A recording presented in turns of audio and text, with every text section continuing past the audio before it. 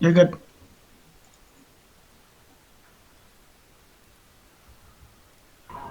Last Saturday at City Hall.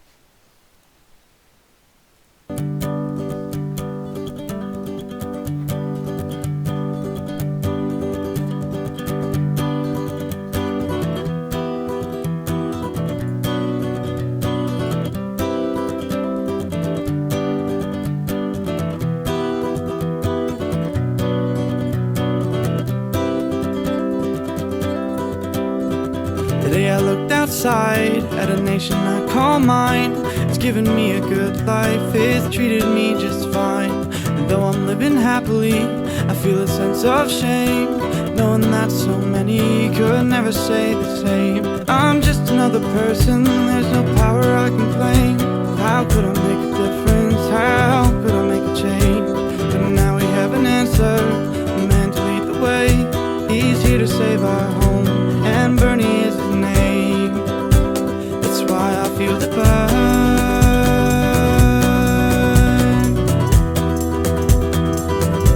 That's why I feel the burn.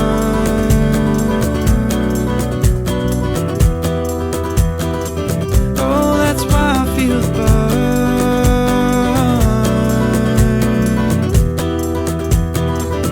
Ooh, that's why I feel the burn.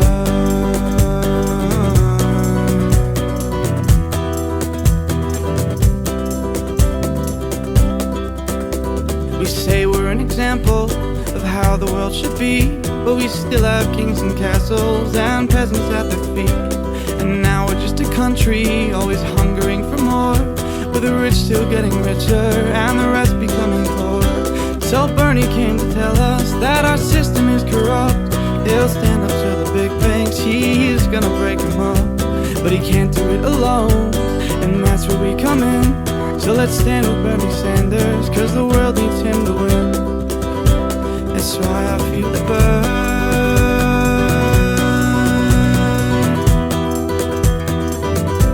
That's why I feel the burn.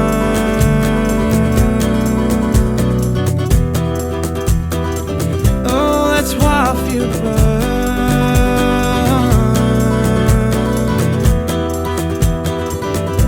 That's why I feel the burn.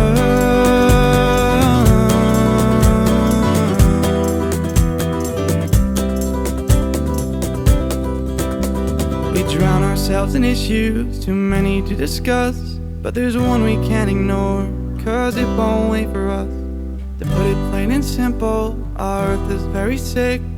Climate change is real, there's no denying it. So many politicians are hiding from the facts, and Bernie is the only one who knows we have to act. Cause unlike all the others, he's not putting himself first. He wants to leave our children with a healthy planet Earth. That's why I feel the burn.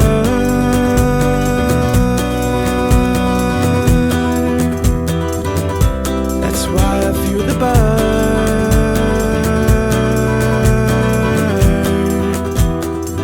Oh, that's why I feel the burn.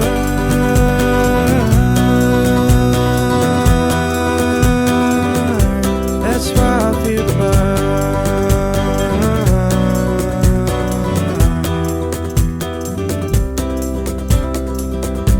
That's why I feel the burn.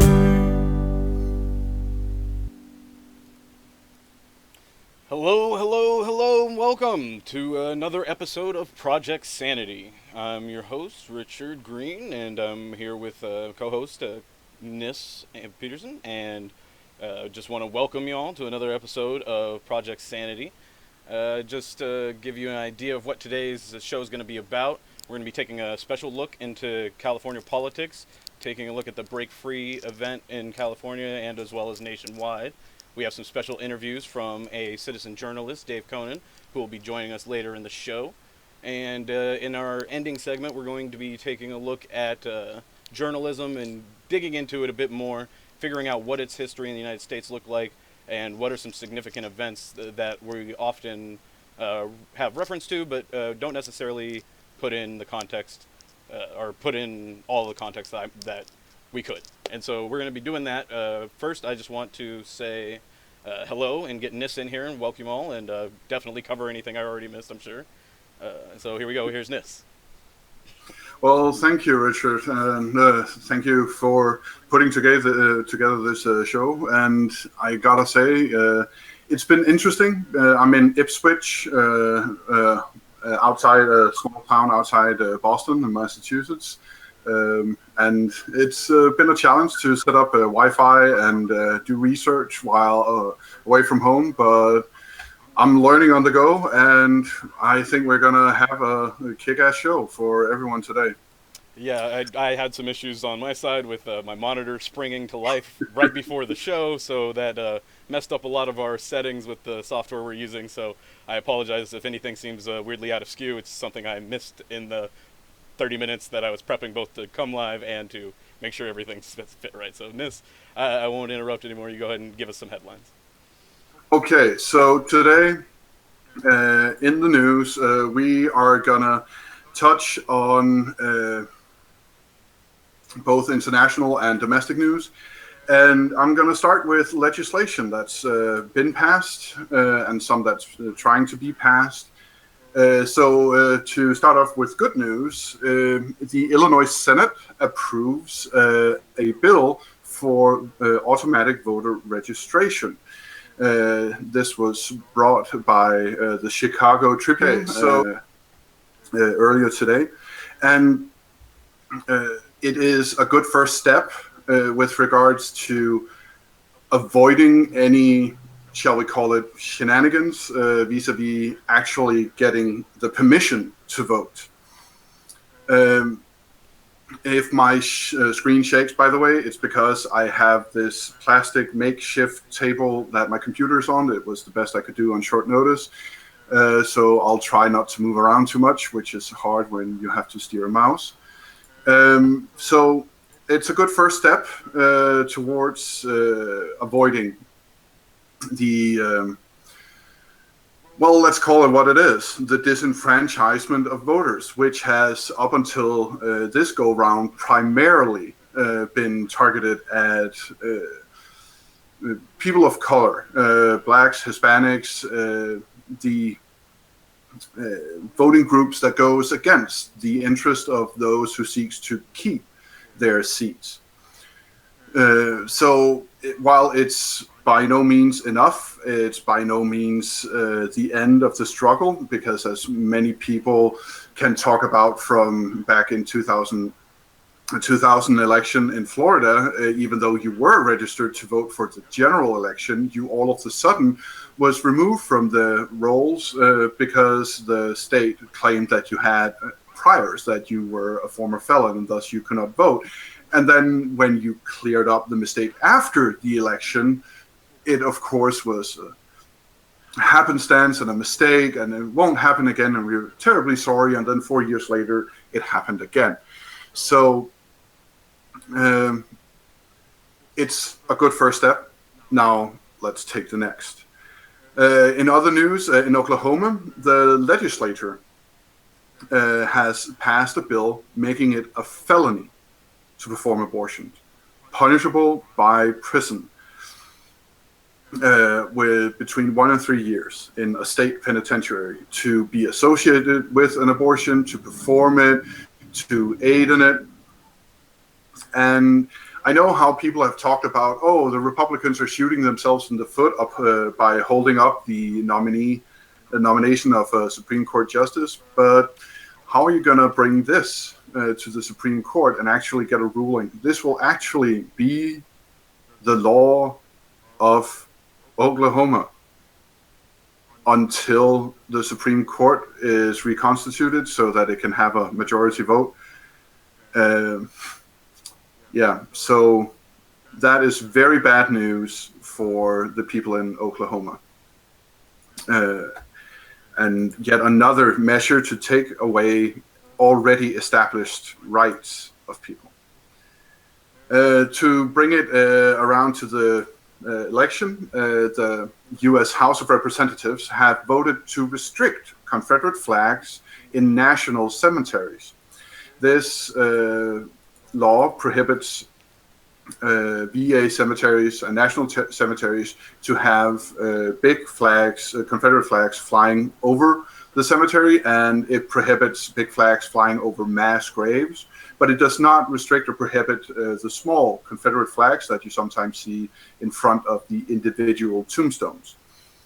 The interesting thing here is that Paul Ryan is speaking about this straight up and down vote in which quite a few Republicans broke ranks and voted with the Democrats to for this bill. He is talking about this as an example of you have to allow these kinds of votes, and that these are amongst the highest standards and traditions of the U.S. government. And well, while he is to some extent right, I also see this as quite the political move for Speaker Ryan to try and whitewash the Republicans for the general election. So while I'm glad that there's an up and down vote on this subject, let's see if we can then get an up and down vote on gay rights, civil rights, environmental laws, education. Let's see if how politically courageous he is in regards to this. Now, speaking of enacting legislation, HB 2 in North Carolina continues its long and disgraceful saga. While there has been outcry from business and from entertainers, the Republicans, especially the governor of the state of North Carolina, are proving to be obstinate in their support of this bill. And they are going so far as to smear the otherwise very internationally celebrated violinist Itzhak Perlman, who has canceled his North Carolina concert in protest to the HB 2 transgender law. The governor called it hypocritical since he has not canceled his trip to Texas and Wisconsin, which, according to him, has strict bathroom laws. But according to our researchers, Texas and Wisconsin do have bathroom laws on the docket, but nothing has been passed yet.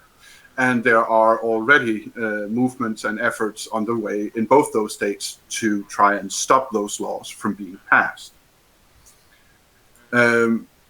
On the other side of the HB 2 argument, one of the staunch defenders of gay, lesbian, and transgender rights and opponents of the bill, Chris Skro, who is a representative and also an activist of sorts on the issue, has quoted a study saying that the HB 2 law, has already cost North Carolina $500 million in business income.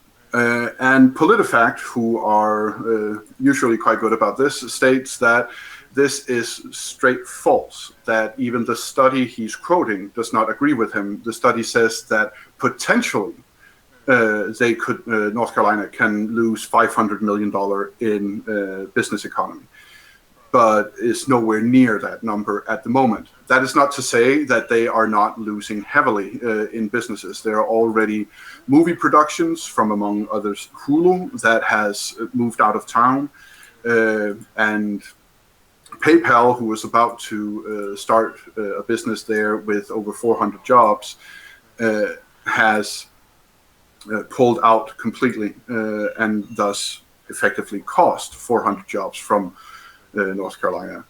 So then you could say, what is actually going on behind the scenes here?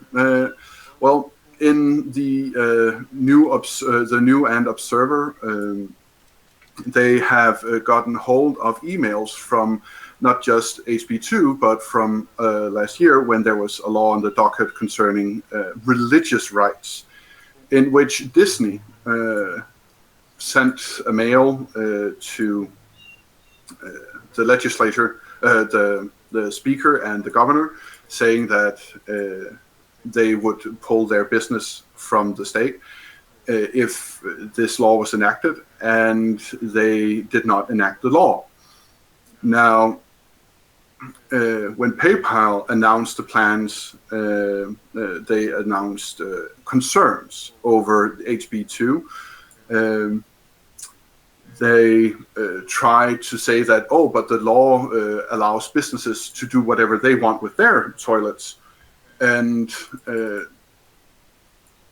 they asked their staff to point this out to PayPal, and a couple of days later, PayPal pulled out of North Carolina altogether. And to me, as a albeit new resident in North Carolina, this is very sad, because North Carolina is actually one of the fastest growing, one of the states with the fastest growing economy in the United States. Among many reasons for this is the tech industry surrounding Raleigh, Durham, and Chapel Hill. And this very large growth that they have in this industry can actually be stunted by this, especially considering that their tourist industry, according to some reports at least, and statements from towns that rely heavily on tourism, they are reporting that they are already feeling it. They are feeling cancellations from people who are simply straight up canceling their trips to the state. On a personal note, as a parent who has two daughters, there is a blog on a website called Patheos.com where a parent talks about an experience about how the climate has changed, about how she accompanies her son to the men's room because he's still potty training, and how that didn't used to be a problem. But after the HB2 controversy and the commercials and this state of hysteria that this person is claiming she is experiencing, she even found herself in the ladies' room, seeing a man out there taking care of his daughter. And usually she would not have given it a second thought. But because of this heightened state of things, she was extremely paranoid about why he was there, even though he was taking care of his daughter, who was potty training. It actually took her a while to empathize with the situation, to add the nuances of different motivations for this person to be there, to relax about it and take the shortest route, that the man had probably sent his daughter into the bathroom, waited outside, and then she called. And then he came in to help her because she needed help. Seems sensible. She's describing that she's in a state where she no longer feels comfortable going out to help her son, who cannot yet, as of yet, use an adult toilet on his own. She does not feel comfortable going out to help him because she's afraid that it will be reported to the police and that she will actually be in violation of the law, even though she's out there to help her son. You know, that I think I discussed with you before, and it reminds me of an irony, and I'm going to run over in news already than I planned, but we'll be all right, is that part of that is addressing that we used to have a thing called breaching.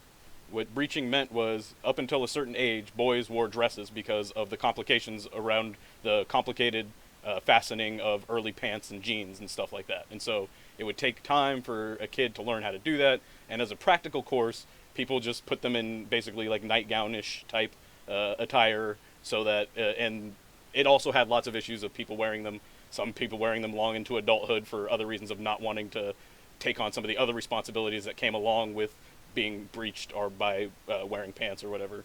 And so it just shows how, and that was not that long ago. It was, I want to say President Roosevelt was, Roosevelt, Teddy, there's a picture of him out there in a dress as a young child.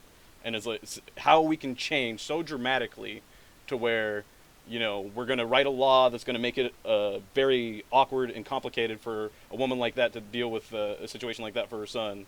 when just not even 100 years ago it was not uncommon to resolve that by putting a boy in a dress. Now that would seem like a totally absurd solution because of all of the other social dynamics at play. It really speaks to how a few generations can change dramatically our perception of how to resolve a problem. Sorry, I don't mean to interrupt, but go ahead. Finish No, up. it's okay, but it has happened in several things. So, for example, I used to smoke quite a lot. I stopped about 6 months ago, and before I stopped, I identified heavily as a smoker, and I felt how through from the 90s in Denmark alone, the paradigm surrounding smoking and what was acceptable just changed, and it stopped. It wasn't because I was afraid of cops or restaurant owner or anything like that that I stopped myself from smoking a cigarette out on the street, even not near anyone. It was because I didn't want the looks from other people. It had become so socially condemned that I was policing myself. And even in spite of the discomfort I felt with it in Denmark, when my fiance came to visit Denmark, she didn't even realize how accustomed she'd come to not see smoking anywhere. And she just saw, I think through the week and a half she was there, she saw a handful of people on the street throughout the week and a half smoking a cigarette. And it really hit her like, that's not okay. And things change for various reasons. Now, we can have all the discussions we want about smoking and whether or not people should be free or not free to do that or not. But the concept of this woman, I mean, yeah, of course she thinks about, oh my God, I could get arrested. But it's the uncomfortableness of being suspect by the other people in the restaurant looking at her. Why are you coming out from the men's room? Yeah. Absolutely. Is that really a boy, or is that a girl in boys' clothes? Like, I mean, it's the self-policing that the ostracization, the that something becomes so vitriolic that you fear stepping even slightly out of bounds. Yeah. Okay. So absolutely, yeah. Yeah. So moving on. Again, when speaking about out of bounds, the last couple of days has had some news concerning gun violence. So in New York, there was a man who tried to buy beer in the Food Emporium on West 49th Street and 8th Avenue around 8:30 a.m. And he was swearing at the people in the store, and he, according to the police report, became belligerent and threatening, and he had a very, very small folding knife in his hand. So he was shot and killed by the police, and to such a dramatic effect that ricochets actually wounded a woman bystander and an officer. I don't know who this man was or what his state of mind was, but he should not be dead. Yeah, there's a long list of I guess there's also studies that show that police generally miss about 60%, anywhere from 40 to 60% of their shots, sometimes more. So ricochets or just misplaced fire, not taking into consideration the backdrop, all these types of things are dangerous, and we've been allowing the police to get away with far too much. And that is, in these examples of the most extreme, and where we have well-documented incidences where there's either multiple witnesses and or video cameras, seems to be the only thing that's enough to even start the conversation. But as many people have shown, we're still arguing about whether, if a cop gets in a car accident that appears to be his fault, whether he should be subject to a sobriety test or not, like whether he should be drug tested. That's not something the union should be fighting to protect police from, is the very common course that we would go off for any other individual that was involved in the types of incidents that we're talking about, let alone if they're killing people and under questionable circumstances. Yeah. And Yeah, I completely agree, and especially when you consider how grand juries work. There is a YouTube video by a black woman who was she was a prosecutor for New York State, and it was about, I want to say around February, January or February, when there was yet another shooting. And no, there wasn't a shooting. There was an acquittal of police officers that were guilty as sin, caught on videotape. And the prosecutor said, "Oh, I couldn't get the grand jury to indict. I did all I could." And this woman, she went off on a righteous rant like I have rarely heard about how grand jury indictments work, and that the prosecutor can basically get any indictment he wants just using toilet paper and sass. I mean, yeah, no, I think you have that's a great point, and I'd like to go into it even more. We have a show planned. We're already eating into it. I yeah. have a lot of great So, stuff I want to show. moving on, I would just like to say to people, if Sean Kin earlier this week put out an article reminding us of past shootings this year and last year of mentally ill people, and correlated that with videos of British and German police, how they have handled belligerent people, armed people with melee weapons, and how they handled it by using physical force, not deadly force, not even having their guns out. So I want to give a shout out to Sean King for bringing this back up, and even the providence of it being so timely with yet another shooting coming a couple of days later.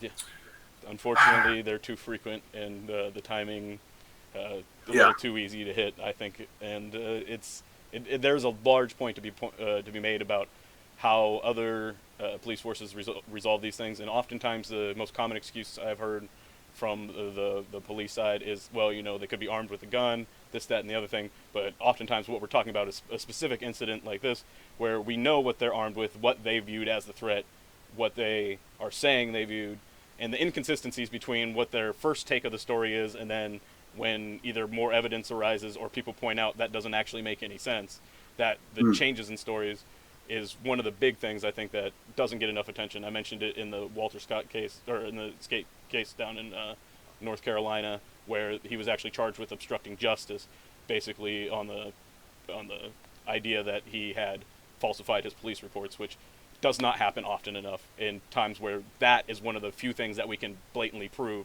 And so what we end up getting is an acquittal, or them not being found not guilty of a murder, but that other underlying thing goes unwatched or unchecked, and that's very unfortunate. And so with moving on to what we can do about it, about these types of injustices that we see in our communities, one of the things that we need to do is get engaged, get involved, get registered, and vote.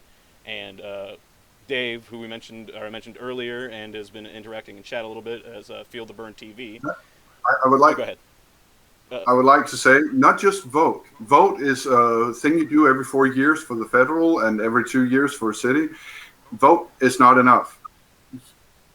Get together as a community. Talk about what you need done. Find the most charismatic and intelligent person in that community. Have that person go up and say, "Hello, I represent 10,000 voters. And we're not going to take this anymore. So now you and I, we're going to negotiate." Make your own lobbyist group.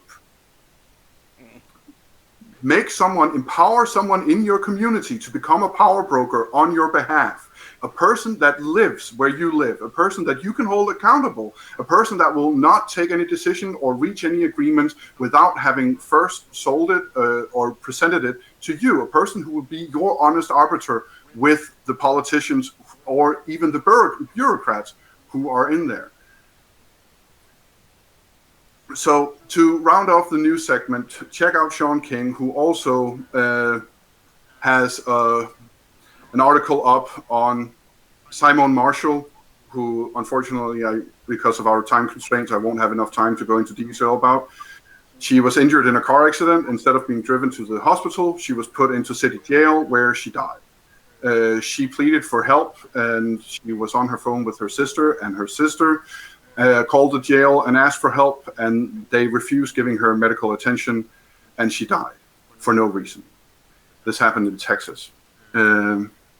So, yeah. I just want to quickly round it off with some good news.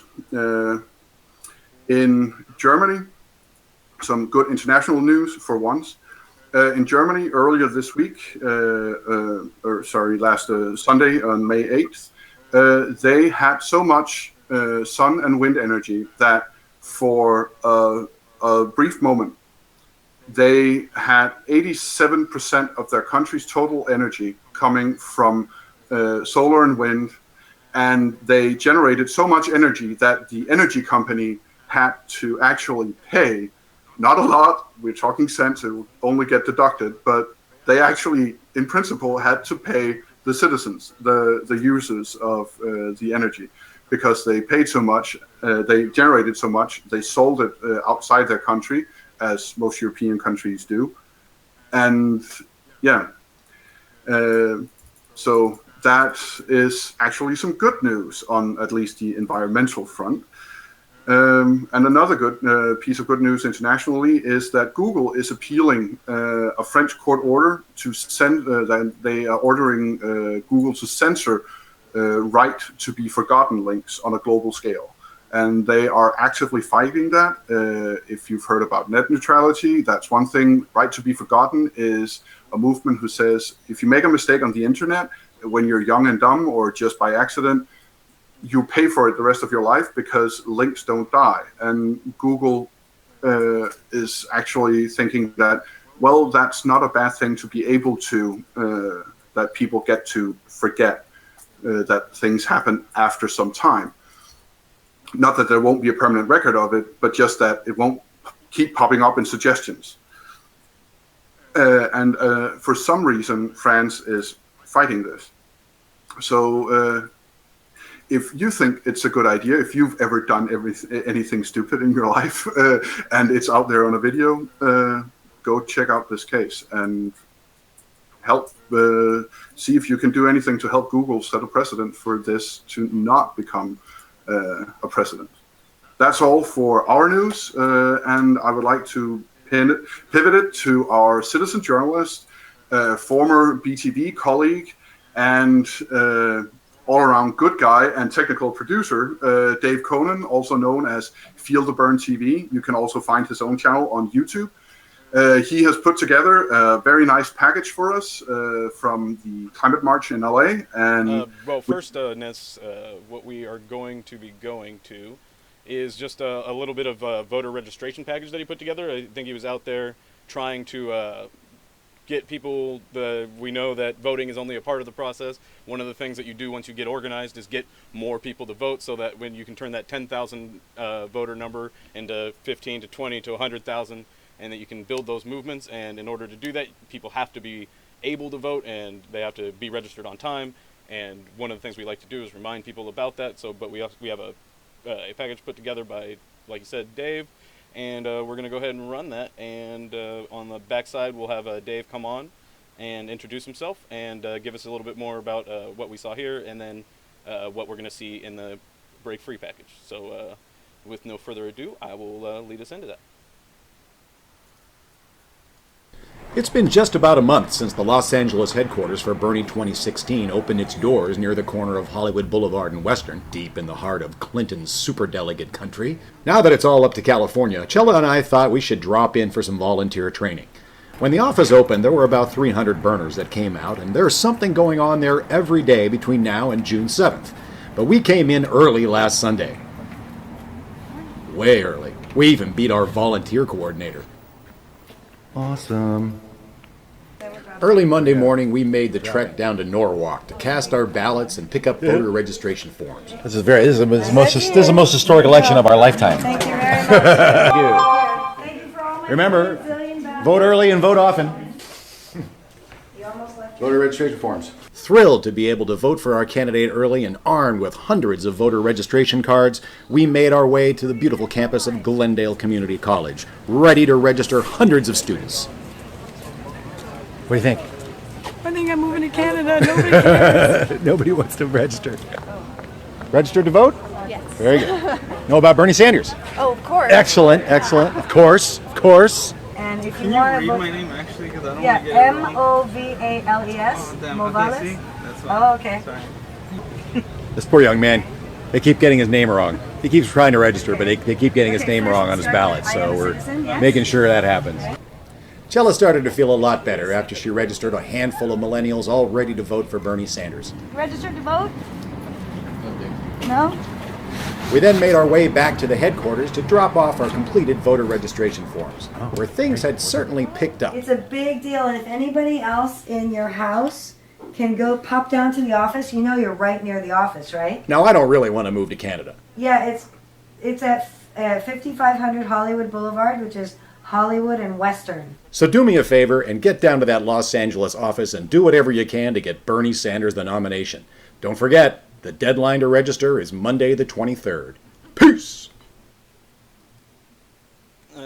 Thank you. And that was Dave's piece there, and I'll get Dave up here on our screen shortly. I am somewhat limited on our window space, so it takes just a moment for us to get all situated here. But there we go, and we should be just about ready. There we go. And so, Dave, go ahead, introduce us and let us know what we saw there. Hey, Richard, Nis, how's it going, man? Good to see you guys. Hello, burners. What's going on? The big crunch time. Yeah, big crunch time. I actually finished that video literally like 10 minutes before we went to air. So. Crunch, but I'm really excited to be back. I'm, part of it now, part of Project Sanity under the Progressive Army, and back on the air for another summer of Sanders. And this one, we brought him to the public last time. We brought him out during the Bernie blackout, and now we're going to push him all the way through the convention. So great to be back with you guys, and look forward to doing more pieces, more citizen journalism here in LA. About the campaign and about other stuff that's going on around progressive issues here in Los Angeles, Southern California. Excellent. That's great to hear. And I know you also put together something from Break Free LA. And just before we watch it, tell us a little bit about what we're seeing and what happened at the event, if you could. Sure. Well, the Break Free event, Break Free 2016, is actually a 12-day event on 6 continents, with 30,000 people around the world participating in what's being called really the most drastic, the strongest action, direct action by environmentalists to keep fossil fuels in the ground and to basically get off of oil, gas, and coal. And actions all over the world. In England, they shut down coal mines. There are arrests everywhere. I think in the United States, there were 52 arrests, but still thousands of people participating from coast to coast. And Break Free LA was one of the Los Angeles County actions, because there were activists up in Aliso Canyon, which is Porter Ranch, which of course has been in the news lately, the national news, because of the giant methane gas leak, which is hugely more important than CO2 actually. So Break Free LA was a gathering of hundreds of activists from around Southern California, speakers from all over the state. And I put together a little package, including an interview with Bill McKibben that I walked into with one of our local activists who is really spearheading Los Angeles for Bernie, which is the name of her organization. And she is a full-time burner and fractivist, and her name is Lauren Steiner, and she's just out there all the time, and she made sure that Bernie was represented at this march. So that's the package I put together for you. All right, and so I think what we're going to do is we're going to show about the first half of it through the Bill McKibben interview, and then we're going to come back after it, and we can talk a little bit about it, and then we'll go into the second half. So with no further ado, here we go. Hall in downtown Los Angeles, hundreds of people from around Southern California participated in the final weekend of Break Free 2016, a global action to show what the climate movement can do to break free from fossil fuels. Bernie Sanders has the boldest plan to address climate change, and Lauren Steiner of LA for Bernie made sure that he had a strong showing.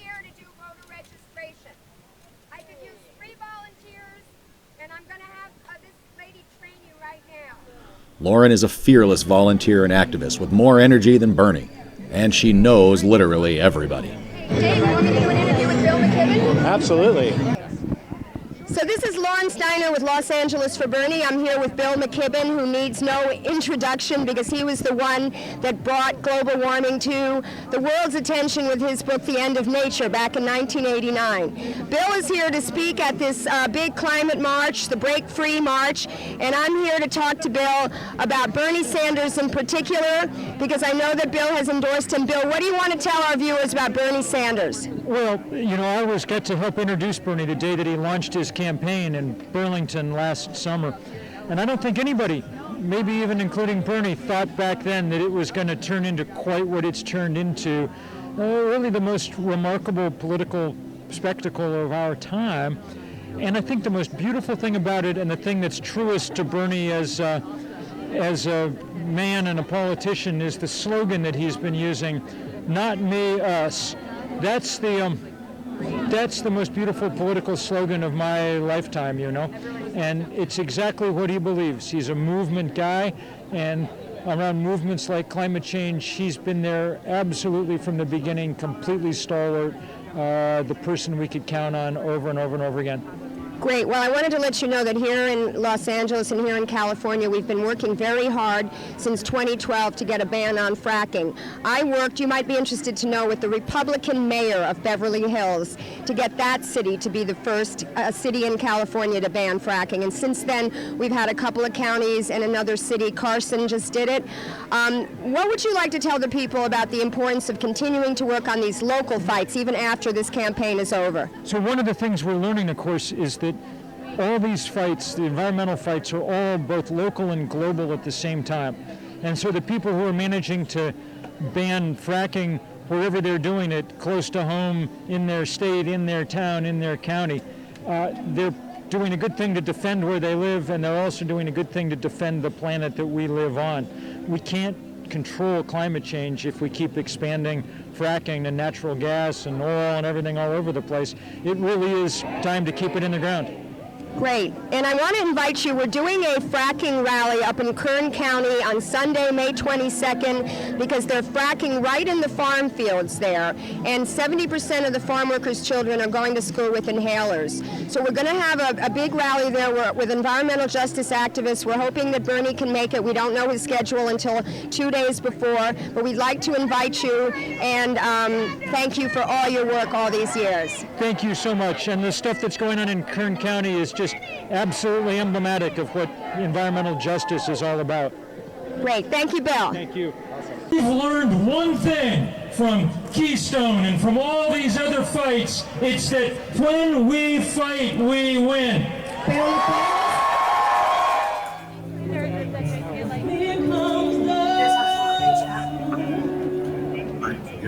I'm in chat, but I was on. And it sounds like we might be getting some of Niss's audio there. And but I just wanted to welcome us back here and bring us back into the from the interview there we saw with Bill McKibben. Could you, for those that may or may not be familiar with Bill McKibben, just give us a little background on him and what else you experienced there?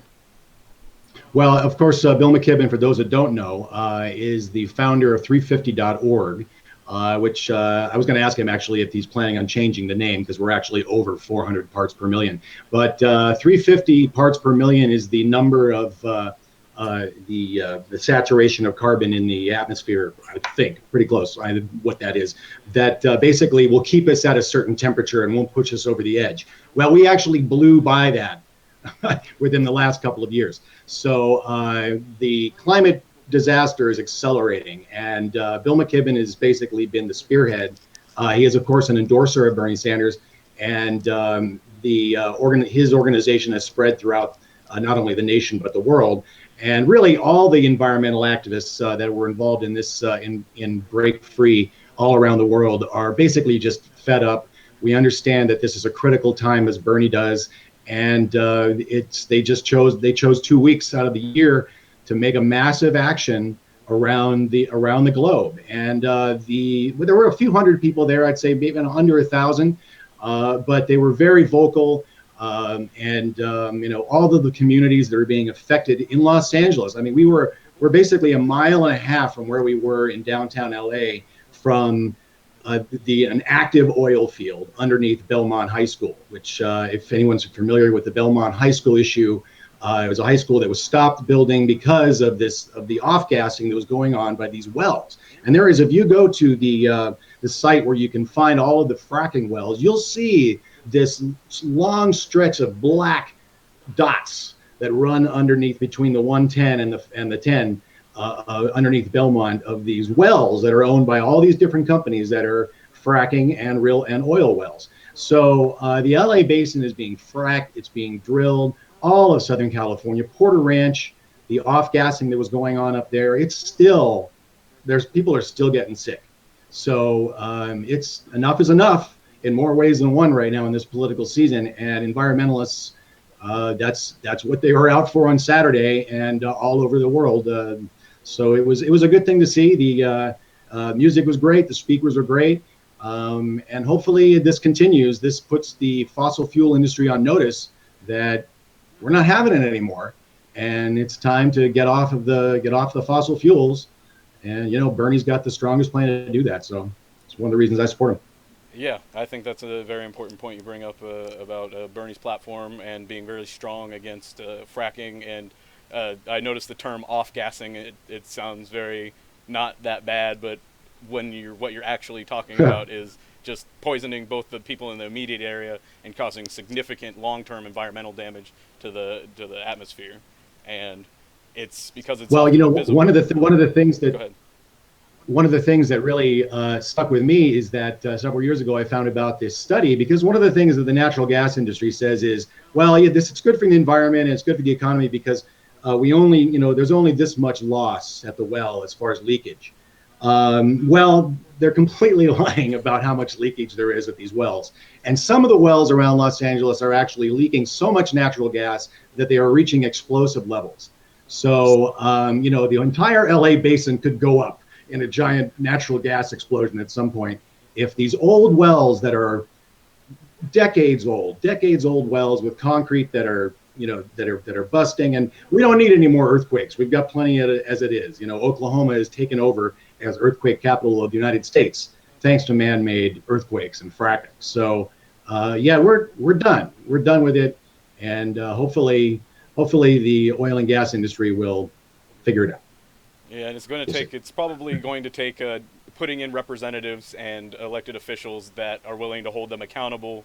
And when they find out about things like, Exxon basically knowing the damage that they're doing while they're denying it, and all these repeats of basically what we saw with the tobacco industry back then about denying known consequences, and rather than acknowledging them and dealing with them, they push them off until there's basically almost nothing that we can do, so that we end up with an emergency solution rather than dealing with it now. And at this point, I don't see any reason that we can take them at their word when they're describing what the negative consequences of what they're doing is. Without independent verification and well-funded and thorough independent investigations and looking at these things, we're not going to get it. As long as the whole thing is funded by they're paying the people that are inspecting them, then they're going to get the inspection results that they want.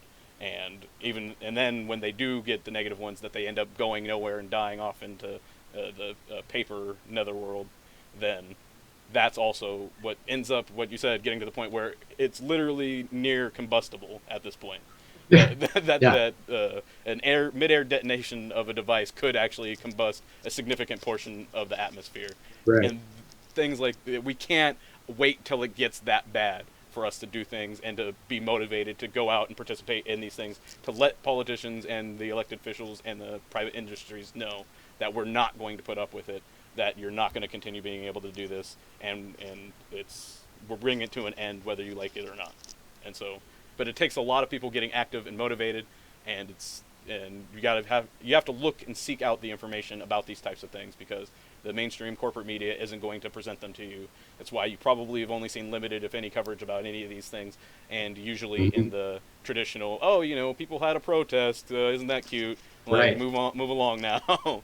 I didn't see anything. I haven't seen anything in the mainstream media at all. A little bit in the local news. I know the local news was there, and actually, I didn't even see it on the local news.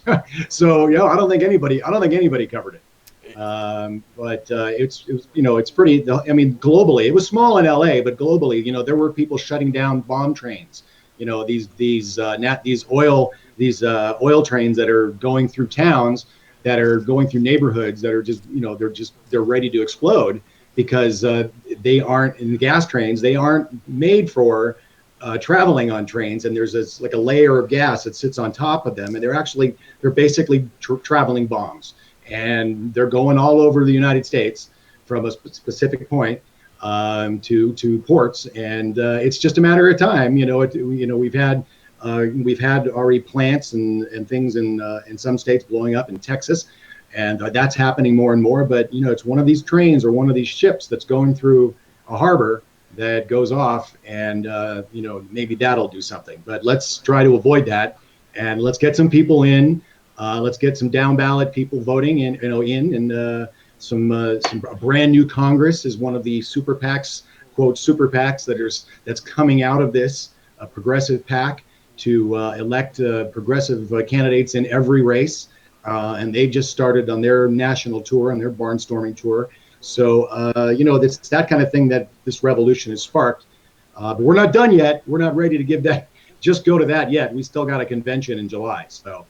Absolutely, We're going to keep on the pressure. I know Noah's mentioned the brand new Congress before, and I've been looking into it a bit more. And one of the things is, like we mentioned, the corporate media isn't bringing these things to our attention. So it takes folks like you getting out there and providing these types of things, and then it takes platforms like these in order to help get them out there, in order so more people can see them, see that they're not alone thinking that what's going on in California is unbelievable, and that we need immediate action and not to be placated with euphemisms and other rhetorical tricks to make us think that it's reasonably safe or it's acceptable. And when we know, both from our personal experiences and from stories like these, that what's going on is not acceptable, we must make change, and it's going to take a lot of work, a lot of effort. And as your voter registration piece showed, maybe not everybody's going to show up at the first day, first hour, and it's going to take some of the people that are here now, that are sticking through the other things, that are here early, that are watching shows like these, that are doing all of the things that are already out there, getting engaged, going to their conventions, their caucuses at the state level, doing those types of things in order for us to even get the traction we're going to need to make the movement have the progress that I think we all really want and feel that we need. And so I really want to thank you, Dave, for providing that. Thank you, guys. And so thank you so much. I look forward to having some more great stuff come from you going on definitely next week in California. Just a little teaser. I'm going to be doing a more expansive piece on my early voting experience, so that'll be, you can look forward to that. And I'm gonna hang out in the chat room, and thank you guys for keeping on. And thanks, Benjamin and everybody over at the Progressive Army. Love to see what you guys are doing, and great to be a part of the team, and look forward to reporting for you guys every week from California.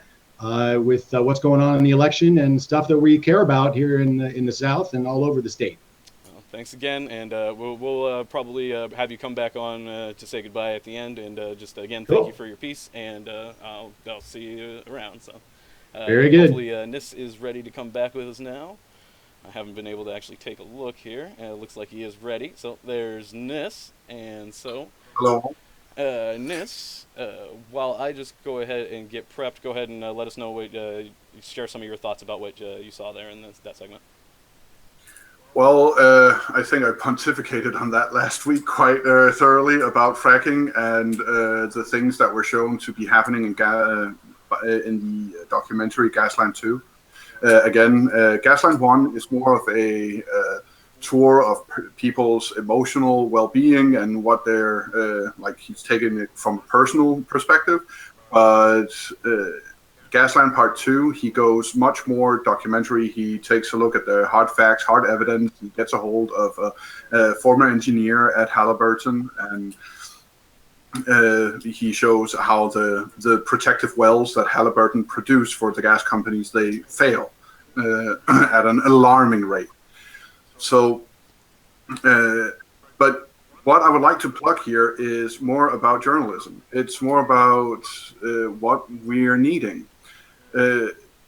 So we have this idea that journalism will bring us the relevant stories. And even if that was true, the way that journalism is done, the competing companies vying for attention, vying for views, hits, and commercials being placed on their websites, on their television stations, the way it's being done is extremely sporadic, and it doles out more misinformation than actual information. If you take a look at Flint, not only did it take a year for Al Jazeera to start reporting on it, it also took another year for corporate media, the usual suspects of CNN and MSNBC to start reporting on it. And now that it's been uncovered and that there's been a congressional hearing on it, we don't hear much from it anymore, other than when Mark Ruffalo dared to suggest that the water was dangerous to bathe in due to the lead pipes and the copper pipes have been corroded. The Fox News did an article hit piece on Mark Ruffalo, getting in some specialists saying, chlorine cannot corrode pipes. And usually that's true, but it's not the regular chlorine that's being used anymore. And that's the thing here. And these scientists, they seem very angry about how he's misrepresenting science. And no, he's not. You are. You're a hack. Sorry. So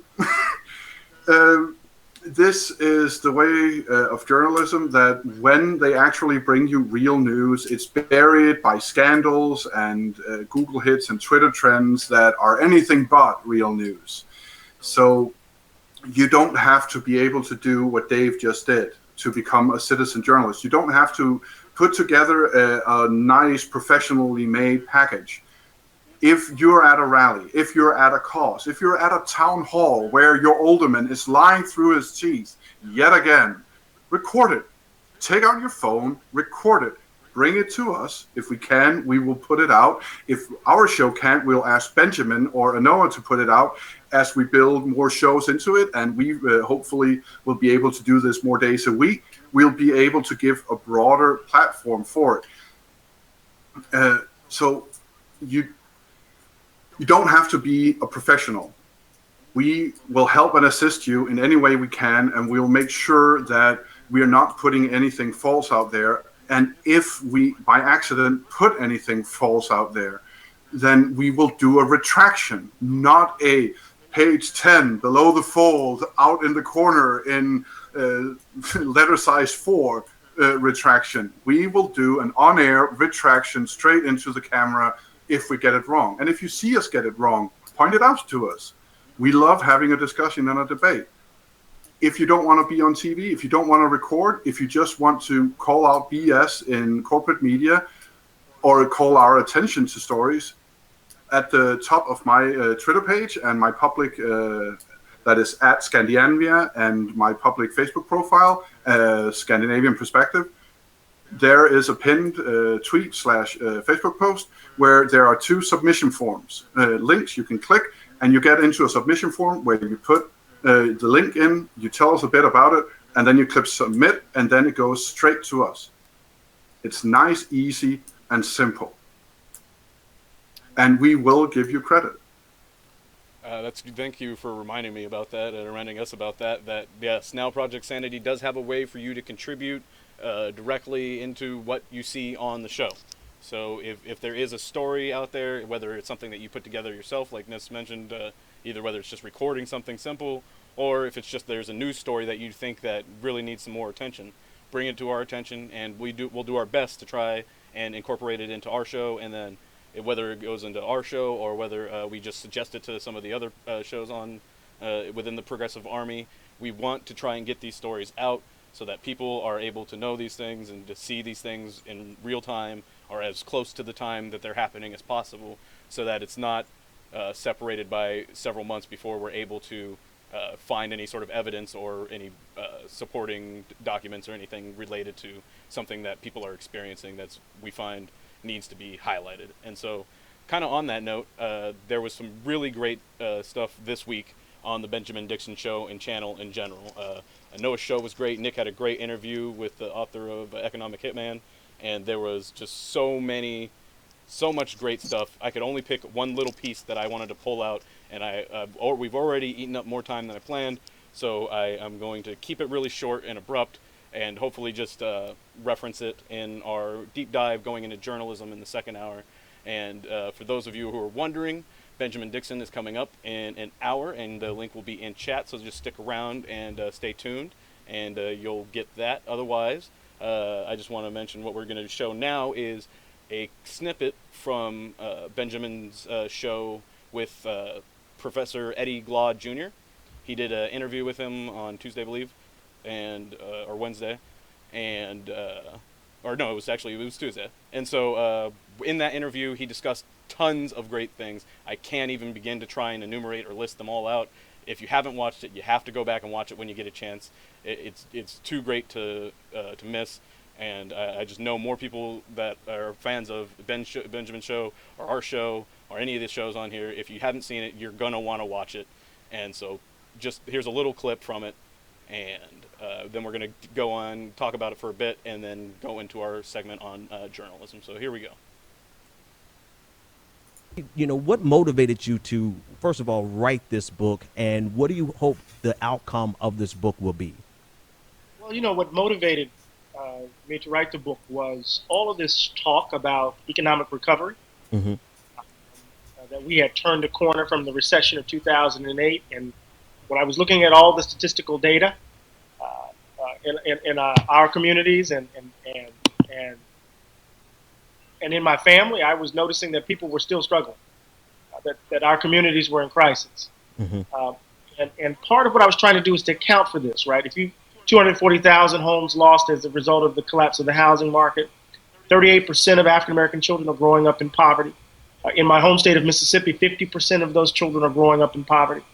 You see more and more families, young families, in a downward spiral. Black community, right? What I'm talking about, and I just simply said, there's something fundamental here about this, that, you know, Black suffering is invisible, and we have to tell a story about that invisibility, right, and try to give an account for it, because it was happening on the watch of the first Black president. Then you combine that with all of the grieving, you know, this sickening public ritual of Black love, of Black folk grieving the death of their children at the hands of police. And so I decided to write Democracy in Black, saying that we needed to do something dramatic, something bold, to change the course of the nation, to stand in the tradition, the Black radical tradition, out of which I come, and that can fundamentally transform the nation. So that was the motivation. Awesome. And so there we have, I know unfortunately through the technical difficulties, restrictions, Nis isn't able to hear what we all just heard from Professor Eddie Glaude, but to try to sum up what he was saying is, and what really stuck out to me is that there's a misery in Black communities. He goes on to name childhood poverty 38%, 50% in Mississippi, where he's familiar with, and the many other issues that Bernie often enumerates, talking about just the suffering of culture of the people that are impoverished, but specifically talking about how within the Black community, that the Blackness of it, the disproportionate, the extreme nature of it that we see within the Black community is often invisible. And so that he wrote Democracy in Black to help try to shine some light on what that means to the political discourse.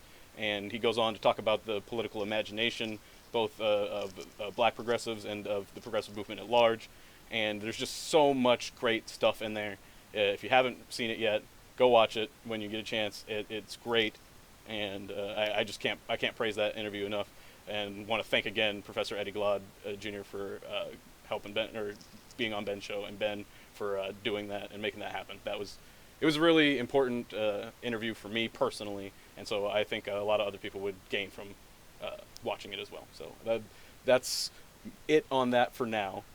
So again, Ben will be on in just a little under an hour, and until then, what we're going to be doing is doing a deep dive into journalism and talking a little bit more about what Nis was talking about, regarding what journalism means and what it means to be a journalist and how you can get engaged in the process.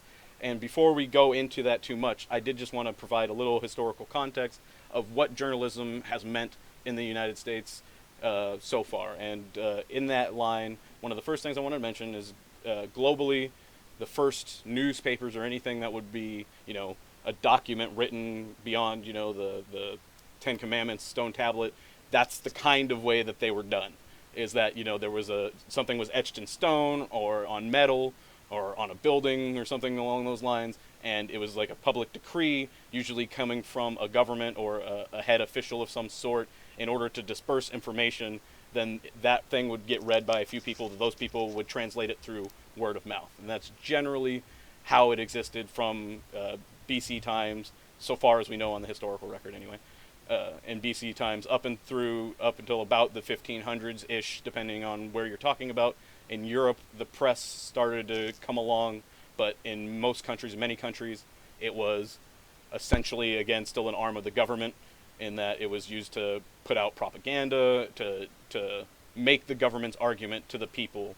And much of the time, as we know from governments back then, it wasn't in the interest of the people, so it was essentially selling them on something that wasn't going to be actually good for them. And so that's the experience of the press through a lot of history, and I'm sure Nis has some more details on Europe that he'd be happy to provide, leading us into the 17th century. I do want to just give a quick recap, and then I want to come back to each little part to talk about what was going on in each section. And so 1700s, we get the beginning of the United States, or the beginning of the North America as a European country-ish, forming, the ideas of an America, of a separate state or a separate country. Those things are forming. The media, or the newspapers, the printed word at the time, was generally supportive of being free, being separate from England, being autonomous. That those types of stories, talking about why that was a good idea, and much of the suppression from the crown was to try and stop those types of stories, and to put more stories about why being a subject to the crown was such a good idea and why it was so awesome for everybody there. And so that was the role. Then we get the Constitution, and we go on from there. We're going to talk about the Freedom's Journal, the first black paper in the 1800s, and we're going to talk about a little bit about muckrakers in the 1900s during the Progressive Era, and we're going to get into what it looks like now. But I just wanted to get us into where we're at, or I wanted to get us that far and then start talking. So Nis, sounded like you wanted to pipe in about what was going on in Europe in the early 15, 16, 1700s. If you could provide some perspective on that. Yeah, like the invention of the printing press, it cannot be underestimated how this invention transformed Europe. Austria was one of the few countries in which they actually immediately recognized it as a threat. Whereas the Catholic Church and other places, they saw it, now we can spread our religion much easier. We can print Bibles faster, and we can do all these things. It's so amazing, it's so great. But they, in the beginning at least, failed to recognize it as a spread of information the other way as well. So before newspapers, theses, even short books, pamphlets, they were published by people walking up to the church or cathedral door, and there were a hammer and nails hanging next to the door, and then you would take your hammer and nail and you would nail it to the cathedral door. This is what Martin Luther King did with his thesis and his Principles of Man. And then some people who had a printing press in the city of Worms took it off the door and mass distributed his thesis via the printing press. The first tweet going viral. In essence, one of the early examples of going viral. So you cannot in any way underestimate the transformation of how information was distributed, but also how misinformation was distributed. Propaganda, whatever you want to call it. All sorts of information, good and bad, was distributed in completely and entirely new ways. So in Europe, in Sweden, there was a response to a great debate in Europe about the press. And Sweden was the first country in the world, not just Europe, but in the world, to legislate the freedom of the press as a part of the constitution. And Denmark and Norway actually followed suit as the next countries. America comes about just about a decade later, I believe. America follows suit with the freedom after the Revolutionary War and the amendments being passed. But so you can say that you guys fought for it tooth and nail to get that amendment, whereas in Sweden it was a part of a debate and a discussion, and of course there are people jailed for it and impoverished off of it, but a whole-scale civil war was not needed to be fought over it. They reasoned it out over some tobacco. Yeah, which I think leads interesting into, like, so in America we have the idea, like, you know, the Constitution, freedom of press. We made it our First Amendment. It's really important. We love the freedom of the press because it's important for the people to be able to hold our government accountable, and the only way they can do that is if they can freely express their ideas and their opinions, and they can be done in public where other people can view them. And by 1798, we were ready to sign the Alien and Sedition Act. So between 1776 and 1798 was about how long that idea lasted before our government was like, well, you know what? You're saying some things about the government that are just too far out of bounds, and some of them were true and some of them weren't. And I'm sure some people are familiar with the very beginnings of journalism in there and like what some of those papers look like. And so there were some things what we would compare nowadays to tabloids. So, you know, aliens discovered, or Fox, but you know. So, like, there may be a story about, you know, alien sighted over this thing or the other thing, but then there would also be a story that was very legitimate and it was just very cutting. And so the government kind of lumped those two together. And so by demanding that anybody that published anything put their real name and an address that they could find them at, and then making the law that anything that they say was a false statement that was critical of the federal government, which you could imagine now if you gave George Bush or you gave any particular president that authority over the idea of, well, that's false and critical of the government, so it's going to be illegal. You can imagine how that very quickly leads us down a very troublesome path. And so from the very get-go of our country, this has been a battle between what's being censored and what's being spoken about and what each person's mission is. And sometimes the government has honestly and with righteous cause limited the amount of freedom of expression in order to for a greater good. And so one of the examples may be World War II, where dire situations not being reported as being as dire as they were could have been the difference between losing morale or keeping morale so that you keep the fight going. So in extreme situations, there is some justification for it, but again, it leads down a slippery slope, and we've seen in situations during war times where very legitimate press that needs to be exposed doesn't get exposed under the idea that we're protecting ourselves from negative morale. And so that's one thing I really want to make sure that we're clear on, because I know a lot of us think, I know I was taught, and I thought for a long time, that at some point the media, this freedom of press, these ideas were pure, and they just never were. And like it's a weird reference, but I'm gonna make it. In Game of Thrones, one of the things I think that the sociological aspect of it is people are realizing that not everybody's good and not everybody's bad, but that we're all some blend of the two. And so I think that when we realize that media, that the press, that journalism, that these things aren't good and they aren't bad, they're just tools. They just are. And so that we can use media and we can use journalism for good things, and we can use censorship for good things, not yelling fire in a crowded theater. We can use these things for good things, but they can also just as easily be used for bad, sometimes more easily used for bad than good. And it's a struggle that it's not new to us. It's not something this generation is just first grappling with, not something just in the last 50 years since Cronkite or anything. It's a battle that we've had since we've been able to publicly share ideas beyond conversation. And so I really wanted to drill that home. And the next thing, if I could just quickly comment. First off, how dare you deface Ned Stark and say that he's not the epitome of everything that's good. Winter is coming, just so you know. No second off,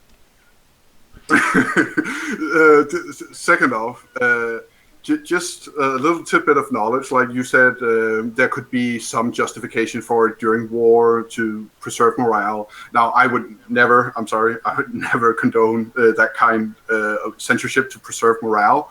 But the National Securities Act, when it's used to preserve life, as in, well, we have deep operatives, and if you expose them, they're going to die.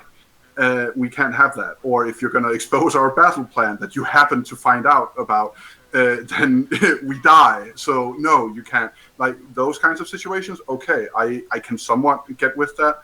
But if you take the UK during World War II, Churchill, in effect, suspended freedom of the press and freedom of speech. He took his political opponent, a person who was a leader of not like it wasn't called the Nazi Party. I forget what it was called. He was pro-Germany. He was pro-fascism, and he took this man and put him in jail. No trial, not even the appearance of a trial.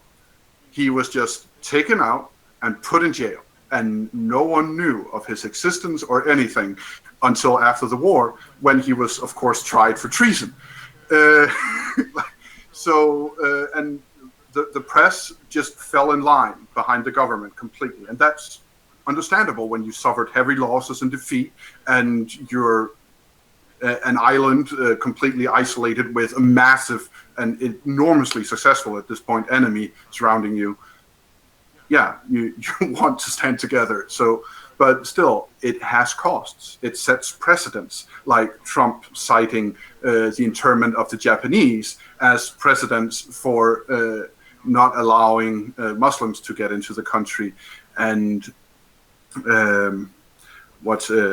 his former opponent, the last guy who dropped out, Ted Cruz, talking about we needing patrols, specifically patrolling Muslim streets.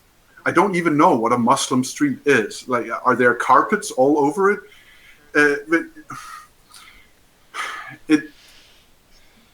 But he can point to the vigilantes down at the border of Mexico who are concerned citizens and been portrayed by Fox News as concerned citizens, as an example of, well, they did do some attempts to try and curtail their operations, but they gave up and are now tolerating them. So if that's okay, then this must be okay, right?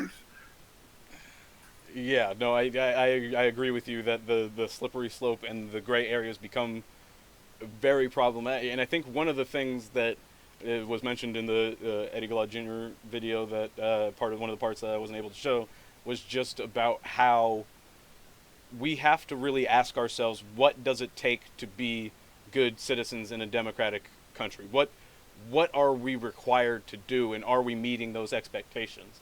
And I think overwhelmingly the opinion is no. Yeah, that we're not. We're not meeting those. And what he describes in the interview is that we're able to do that by telling ourselves that we're better than we were before.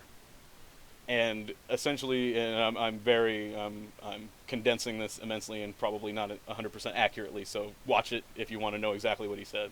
But it's that we're able to tell ourselves, because we're getting better, because we're not doing that thing we were before, that we are being good, that's being a good democratic citizen. And I think that we haven't, and I think he mentions that we haven't done enough to live up to the ideals that we put forth within the Constitution. And I think that kind of leads well into where I wanted to go next a little bit, into the Freedoms Journal, in about what it is that's required of us in order to participate. And I think what Professor Eddie Glaude said, and what was being said by the Freedoms Journal back when it was first published, is that we have to engage. We have to. Let me think of the words that I'm looking for here. That we have to be informed citizens in a way that we're able to engage with the very tough and troublesome ideas that we're dealing with. And so what you saw in the early abolitionist movement was an attempt to try and explain what was going on in a way that I think was I don't know, intended to try and be as well received as possible. And I think we've seen a variety of attempts at that in a variety of different ways. And I think that some of the more recent ways that we've seen it come out in journalism has caused some static and stuff among ourselves about what is the right way to move forward about on these different causes about making these changes that we're talking about. Probably rambled there a bit, but if you followed that a bit, I know we had a lot of this discussion prior. Okay, so there's actually a related comment from a chat. QNCC says, this is so random, but their quick talk about censorship reminds me of the Quilimbos, escaped slaves from Brazil who hid their martial arts in a dance, and how slaves had to do things like that on the low key, and because they couldn't train properly. There's also been other examples in Scotland, while under English rule, they had to practice with stones, slings, and big pieces of lumber because they were not allowed to train with weapons. It was a form of control. And we can't kid ourselves. Those who are in power and has been that for some time know that they are guilty. They know that they have misused it. Even those with the best of intentions, they know that they, at the very least, have not spoken out loud enough when they misused it. So they will invariably, the majority of them, will try and curtail as many tools as they can to prevent themselves from being punished, from being found out. So the media has become yet another tool like that. In his latest interview at the Chicago Institute for Policy at the Chicago University, Jon Stewart cites exactly the JFK versus Nixon as the first time that news had the upper hand, let's say, on the politicians. That JFK had like an instinctive thought about, I should wear makeup under these hot lights and while I'm on camera, and Nixon went, no, I'll be fine. And JFK basically won the election, to quote Jon Stewart, because everyone thought Nixon had herpes. That was a Jon Stewart quote, not an actual fact. That was the last time they had the upper hand. After that, they adjusted. The politicians adjusted, and they turned it on its head. And TV journalism today serves the politicians' interest, the corporatist interest. You go on any web page of MSNBC and start a video, and you'll invariably, at some point during just doing it 3-4 times, you'll get an ad saying that fracking is safe and good, clean energy, and that everyone else is just a hysteric. Saying that how it gives us a good tax base, and it's everywhere. The money, the influence, the power, wherever they find an outlet that is effective, they will pour their time, money, and influence. And media is one of these things. Yeah, and on that, I wanted to, before we go too much into the modern era, I want to cover a bit more in depth about what Freedom's Journal was, because I think a lot of us throw back to the progressive era in journalism and think of that as one of the shining times of when journalists were doing great things, and there were. I have a little anecdote. I don't know if you're familiar with the book The Jungle, but it's a funny story about what ends up happening when you do try and uncover these types of things. But before that, Freedom's Journal was the first black-owned newspaper in the United States. It was created by a couple of gentlemen. One of them that I'm going to go into detail about is Samuel Cornish, and he was a Presbyterian pastor. That's kind of how he came up, and he found his way to New York City, just on the outskirts of Manhattan, and there he founded another church. He came from Delaware. He founded another church in New York City, and one of the things that he eventually ended up having, what came up, was when he was talking with theologians and other Presbyterian folk about what was going on in the South and the abolitionist movement, and what that meant to the church, and those types of things. He found that he needed an outlet. He needed a place to tell black people's side of the story, because there were other newspapers in America in the 1800s. There just weren't any other ones being written from the black perspective, or a black perspective for that matter.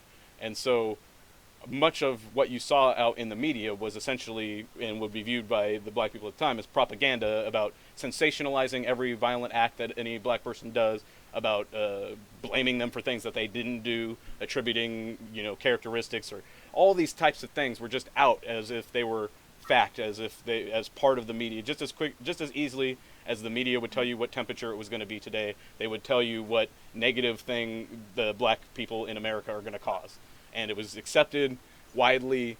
And so it was very important for black people to have perspective. So one of the few free black men in the country in New York, there was about 13,000, give or take, in this time frame.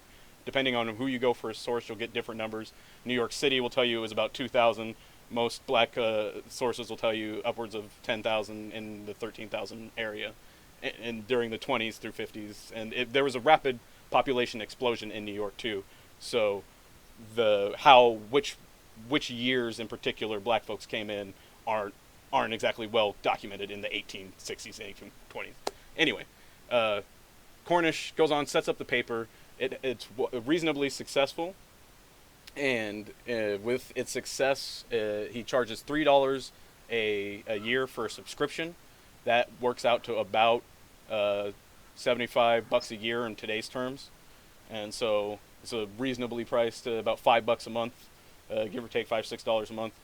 And so that was the model that he did. He also sold small advertisements, 75 cents, and that was how he was able to get his perspective out. And some of the perspectives that they were bringing in, other prominent black abolitionists and other thought makers of the time were expressing their opinions in these papers about why slavery didn't match up with what the Constitution said, what these religious folks were saying, and why that was so problematic. And it caused quite a bit of stir. He was known to be pushing his white brothers and sisters in the church to the place where they were uncomfortable discussing about the intersectionality of religion and reality for black people in America and the Constitution. And so that was I can only imagine what that felt like, being one of very few free black men in the entire country, first off, but then you're in New York City, and you're going to be critiquing white people who, a few hundred miles south could whip you on the back for what you're saying, or do all number of things to you for what you're saying. You're going to go out in public and declare from the top of your lungs and print and spread around as far as you can that you disagree with those people.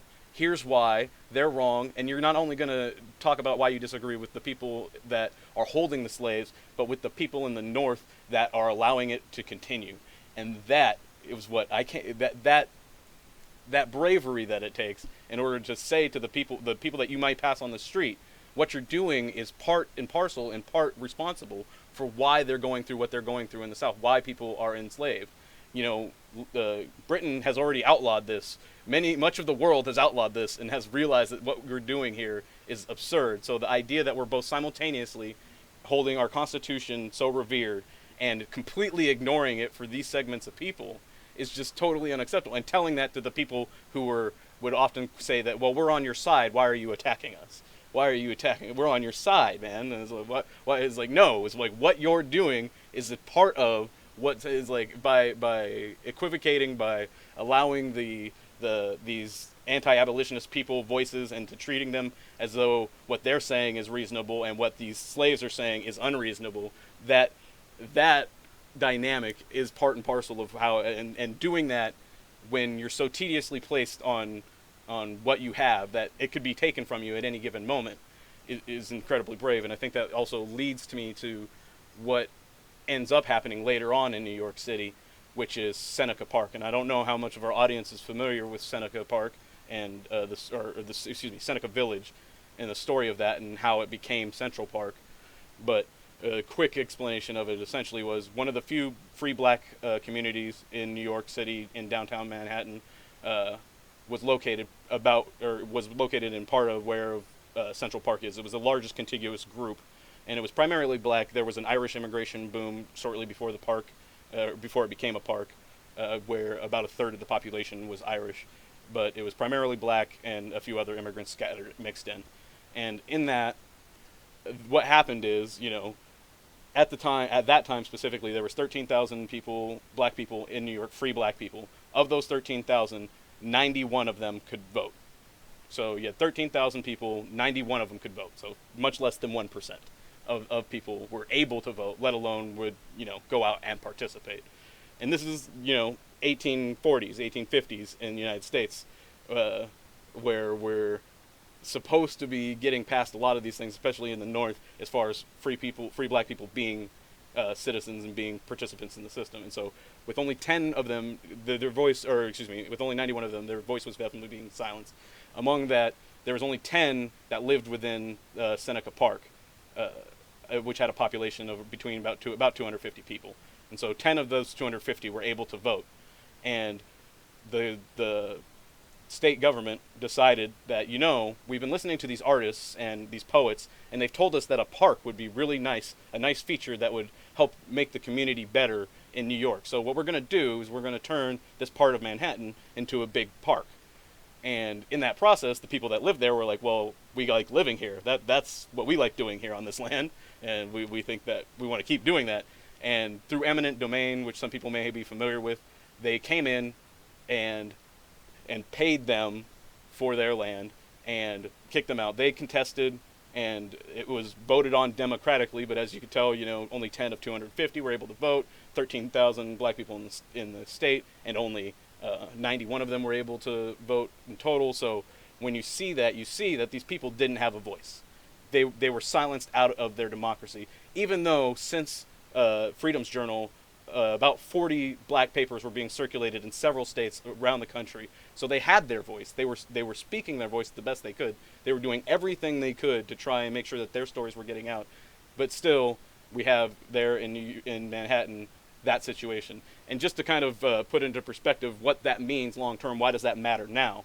Had, let's just say, a couple of those families managed to maintain possession of their plots, the estimates of what Central Park is worth if you were to build something on it, anything from depending on whether you're counting it as just basic development or the 50-story skyscrapers that are popular in that particular area. If just one little corner had been preserved by one of those black families, we were talking the whole park is worth about anywhere between the bottom line estimates are about 500 billion, but folks that know what they're talking about put it up closer to about 30 to 40 trillion dollars. So if you figure 1% of that, that's $1 trillion of black wealth that was extracted back then. Give or take, I'm randomly associating these numbers, and they're not precise. But just to give you some perspective about it, so if we want to say 5% or whatever, they occupied a much larger percentage than we're talking about. So if through all the years they only maintained a very small portion of it, we're talking about trillions of dollars of wealth that was extracted from what was one of the premier black communities. They had authors, they had barrel makers, they had professional workers, blue collar workers, white collar workers, they had journalists, they had their own newspapers, they had all of these things that you would expect from black society in order for them to succeed. And the result of that was them getting deprived of everything that they had worked so hard for. And what also happened, besides just being dispersed from that particular place, they were spread throughout New York. And so that sense of community, that black community that existed in New York, was dispersed throughout. And so rather than being a collective community that could work on their interests together, they ended up being separated and dispersed their power and their influence on the situation. So that was my big thing on that I wanted to get out. So from there, we can move on to any modern media or anything you want to talk about, Ness. You got it. You are still muted, though. Still muted. Still muted. I thought you were being rude and cutting me off. Nice to see things haven't changed much. No, okay, so... I saw you moving your lips. I wasn't sure if you were talking off camera to Kelly or if you were talking to me and I was ignoring you. But I'm guessing now that you had some things to say. So go ahead and get in there. Sorry about that, Ness. Fair enough. No, I just, like, the extraction of wealth from poor communities and indigenous communities and people who are different communities is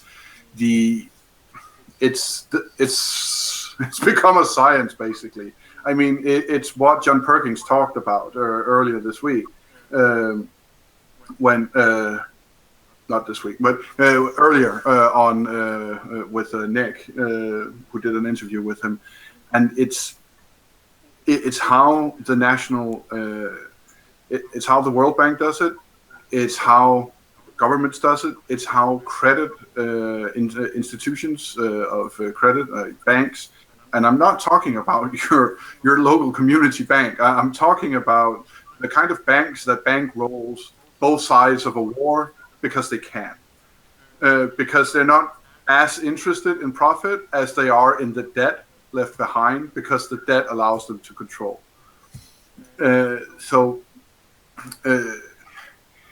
If you simultaneously are a community without a voice, whether that be the black community in the 1800s or the Native American community whenever, even today, you don't have a voice, then you're powerless to do anything about anything. Like, everyone was hailing John McCain as being fair, balanced, and a good senator, while he was signing he was helping enact a Pentagon appropriation bill that simultaneously gave a corporation just permission to do whatever they wanted on tribal land, vis-a-vis pollution, vis-a-vis it's tribal land. Federal regulations don't apply here according to this bill, so we'll just pollute however we want, and you'll die.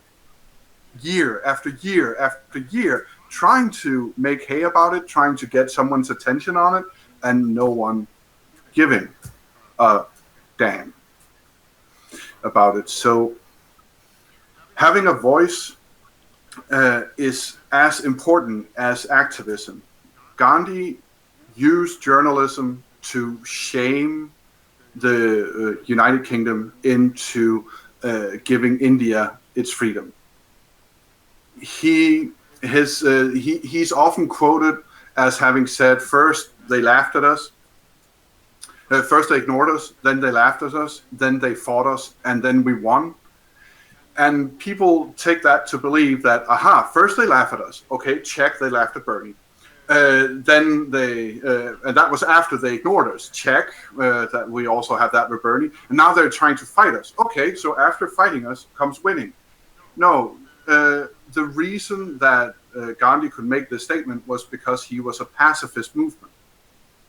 They did zero resistance, and he knew that as long as the press would cover them getting bloodied and even murdered. There was a great massacre on a great square where a British colonel who wasn't right in the head due to war ordered his soldiers to open fire into a peaceful protest, killing women, children, and not in any way supplying, as was the rules of conduct in war back then, supplying no means of medical assistance whatsoever.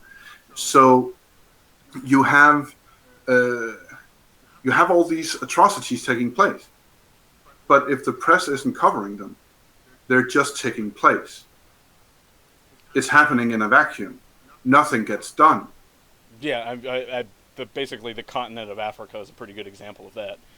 In which case, where there's an atrocity basically every day, but because nobody's interested in covering it, mostly for monetary reasons, and because it mutually benefits all global powers for Africa to be a mess. If Africa was itself a global power, that's one more person at the negotiating table they'd rather not have to deal with.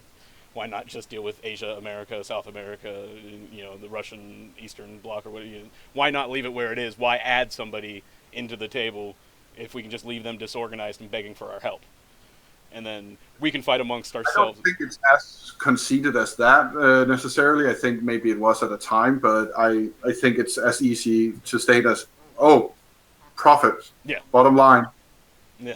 It's just business.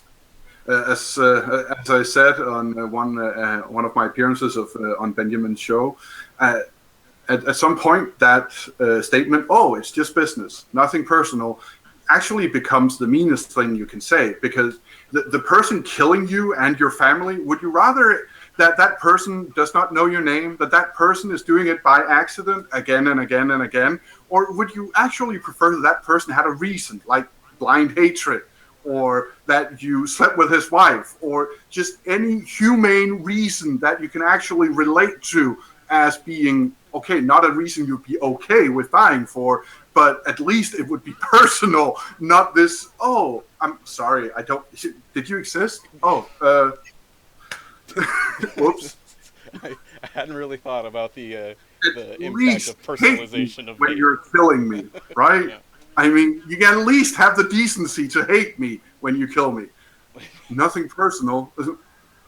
Yeah, I would hate having you killing me be personal. But yeah, I mean that's an interesting. I had never really pondered that dynamic. That is an interesting dynamic. I do remember. I did just want to button up on why the Freedom's Journal only lasted for a few years, and why it failed was that there was a difference of opinion between the two lead folks about what was appropriate going forward with the abolitionist movement, and essentially Cornish believed that it should happen within the United States, that black people should be seen as as Americans and as equals that way, whereas his other progressive ally in this situation thought that signing on to the recolonization of Africa using black Americans, which is something I think is going to probably need its own show to talk about, because I was not really familiar with exactly how that worked. But apparently there was a large... Libya. Yeah, exactly. Or like Liberia. Yeah, sorry. Exactly. And so like I have a very surface level understanding of what was going on there, but that dynamic is what ripped that apart. And so I think it's important to talk about with the progressive movement, and when we're trying to make progress and to move things forward, that we can't let those types of things end up stalling us out as far as making progress.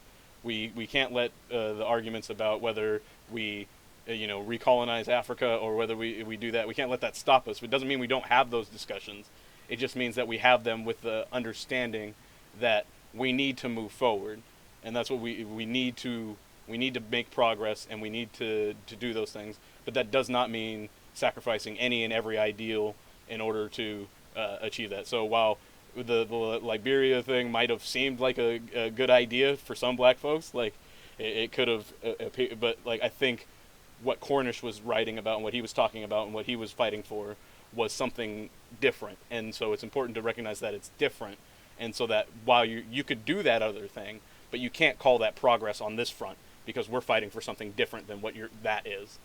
And so that type of an emancipation is not like, I think I'm a part of the progressive movement that wants the emancipation to come from within this country and with this country, that we see each other as equals, whether it's progressives and Republicans, or whether it's progressives and other progressives, that we see each other as brothers and sisters in humanity first, and that we find ways, because we have to. It's not going to be easy and it's not going to be fun, but we have to find ways to work together so that we can't let the people that benefit from us fighting continue to keep us fighting so that they can continue to benefit. Mm-hmm. Yeah, and as is being talked about right now in chat by Uma Soreris, if I'm pronouncing that correct, and Jeremy Barty and Marcus Plenty, they're having quite a good conversation about exactly this, about being invisible, about Bernie supporters and Bernie voters being stepped on, about them being disenfranchised. For the white supporters, it's the first time it's happened, and they're getting quite a rude wake-up call to what it's like having been black for 250 years. But the Gandhi saying doesn't apply here because the press is not covering it, and when they cover it, they paint them as being the source of the problems or actually being the problem, that they are the ones being victimizing others.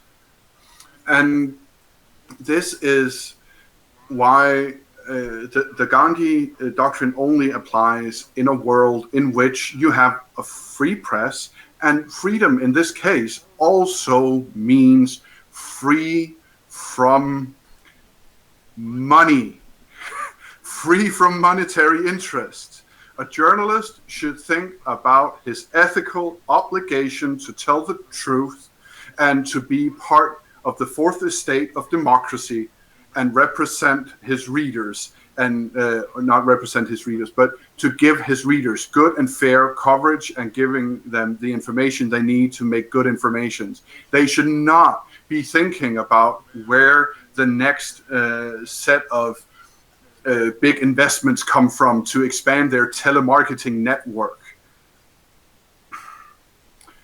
Let's have telemarketing as a business, fine, by all means. Let them compete on who brings us the best HBO show. I want to see what happens to the Game of Thrones series. But the news, no. That should be just public airways. Sorry, you have to show it free of charge. There has to be a couple of free of charge 24 hours news channel, and at 7 or 6 or 8 o'clock each night and at other certain hours, there will be a half hour of the news, and you have to show that. You cannot cut in with the commercials, you cannot have commercial leadings into it, and you cannot have commercials leading out of it. That's simple. Journalism should not be a for-profit business. That's not to mean that they shouldn't get paid for their work, but plenty of nonprofits exists and get income without corrupting themselves and their purpose.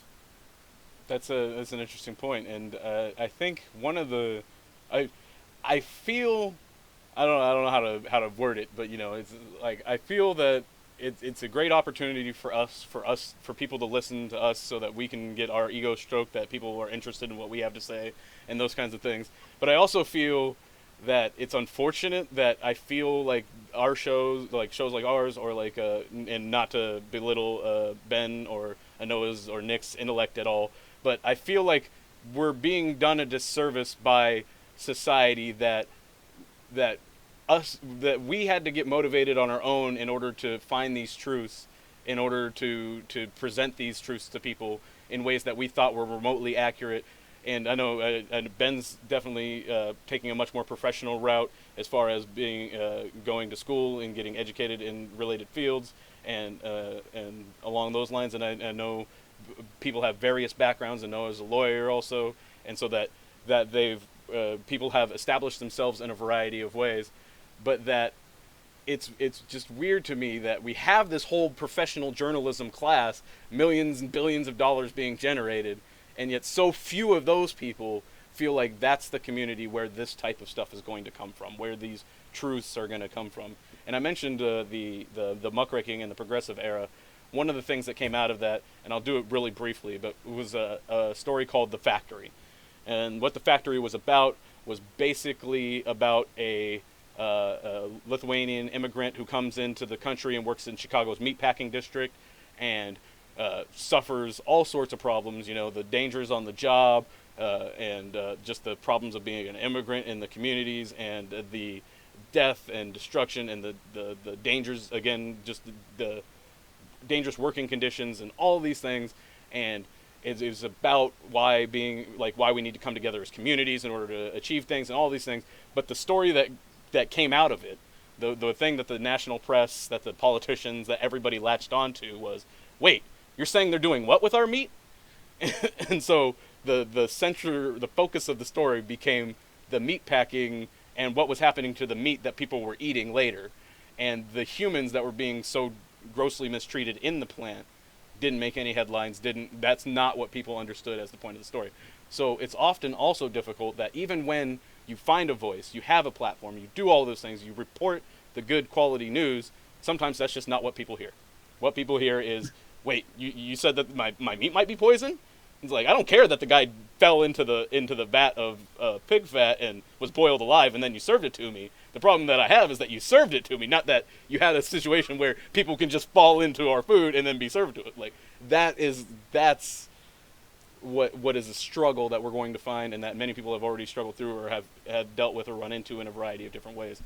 And so it's important that we recognize that. And so in that note, I think that we have to accept citizen journalists, so accept the idea of people that are not going to be able to put together a professional looking package like Dave was, but are just able to snip together a 30-second clip like what we saw in Nevada. And there's actually a great piece out from Northeast.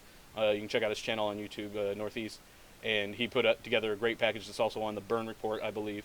You can check that out, of what happened in Nevada, and he sliced it into a decent 5-minute video so that you can kind of understand what happened if you haven't seen the Nina Turner interview with Ben or some of the other places, where you can get a real decent account of what was happening. And so with that, I guess that was the thing I wanted to talk about then. And then I guess now, with where are we going, how do we you say what we think journalism should be. We've covered that it wasn't what we thought it was.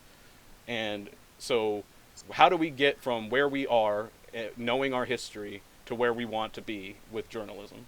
And and I know you talked about it a little bit already, but what else do you have for us as far as what people in our audience, people who like Benjamin's show, people that are already more engaged in this stuff than a lot of folks, what can they do? What's the next step that they can make in order to further the cause of getting these stories, creating these platforms, and so on and so forth, in your view, Nis? Well, at some point, it has to become about more than just our personal shows. As you say, okay, so we are on YouTube, we get views, we get comments, and we start feeling good about ourselves. Yay, my ego is getting stroked. But at some point, it has to be about more than that. At some point, you have to say to yourself, okay, so I'm disseminating the news. I am an opinion show, but I'm also disseminating the news and what's happening in certain ways. Now, who else is doing that? And can we start collaborating? Do I have to be on screen 4 or 5 days a week? Can I collaborate with some other people, and then we share the week, and then I can focus my attentions on more work on reaching out to others? Can we do a Ring of Fire sort of thing, Young Turks? The problem on the left and the progressive side of things, because the progressive side is not always just the left-right issues. Back in the day, there were a lot of Republicans supporting a woman's right to vote. So there is, I got myself off track. That was beautiful. It has to be that you collaborate with other people about bringing the news, disseminating information. You don't have to do real-time news.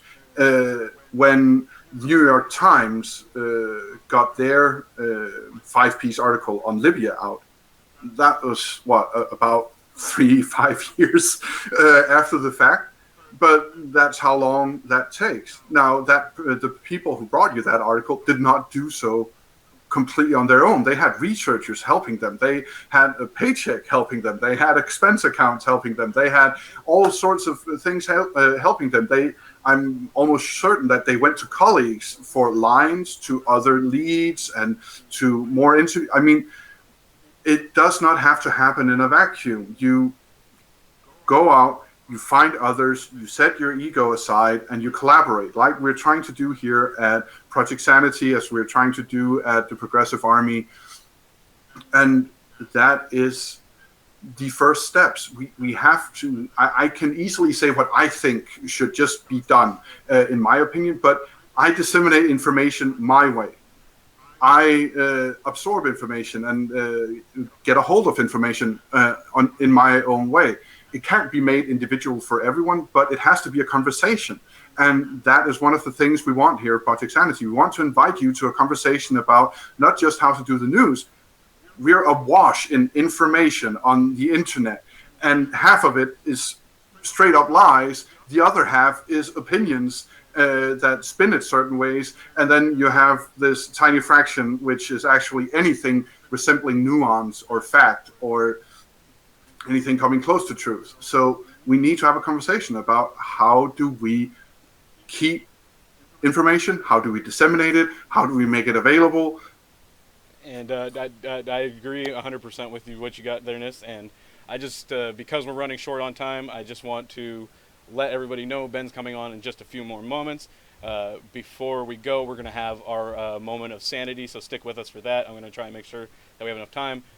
Parting words, make sure you subscribe to the channel. If you can, make sure you give us a thumbs up if you could, if you liked what you saw. If you're just joining us now, waiting for Ben, again, he'll be on in a couple minutes. But go ahead, when you get some time, go back, watch the episode. Some interesting stuff in there. A great piece from Dave out of California. And I can't get him on screen right now, but Dave, real quick, while I mentioned you, just say hi and tell us where we can find more stuff from you. Oh, hey, thanks a lot, Guy. Richard, Nis, great show today. Great wide range of topics that nobody's talking about in the mainstream. So it's really great to be a part of the team here. I'm at Feel the Burn TV on Twitter, Facebook, and on YouTube. You can get there at feeltheburn.tv. It'll take you right there. And look forward to contributing over the next few months to up to the primary and then beyond. All right, and Nis mentioned at Scan. Go ahead and you get your plugs out real quick. 30 seconds, if good. Okay, so you can find me at Scandinavia on Twitter and Scandinavian Perspective on Facebook. And I would like to say that Phil Winter, the Ill Mechanism on Twitter, has contributed to this show. He's not yet affiliated with us, but go check him out as well. All right, and on that note, just going to get to our video so that we can get Ben in here on time. Sorry if I'm running a little over. Just want to get everything together. Right now, we're going to go to your moment of sanity.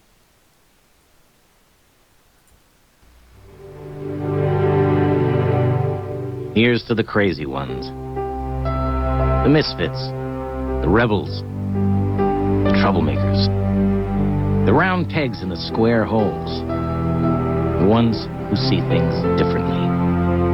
They're not fond of rules, and they have no respect for the status quo.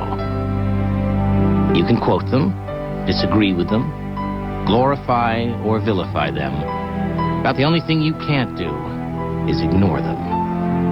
Because they change things. They push the human race forward. And while some may see them as the crazy ones, we see genius. Because the people who are crazy enough to think they can change the world are the ones who do.